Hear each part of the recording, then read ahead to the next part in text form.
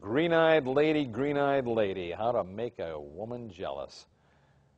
This is Dr. Paul, author of Boomer Girls, a Boomer Woman's Guide to Men and Dating, and host of Ask Dr. Paul.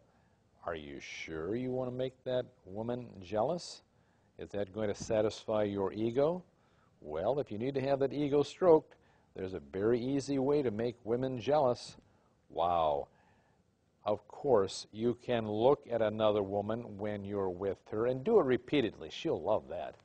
You talk about somebody that's going to get jealous and angry. Be careful on that angry level. You don't know what direction that will go in. Do that. That works. How else do you make her jealous? You let her know how wonderful this other woman happens to be that works with you. That works real well, too. You better ask yourself up front, do I really want to make this woman jealous? But if you do, and that's your position and that's the direction you're going in, do it well. Do it right. Really make it worthwhile so that she'll come down on you like there's no tomorrow. And then you'll understand that you've been effective. But if you want to make her jealous a little bit, then do what I'm suggesting a little bit. Don't go overboard on it.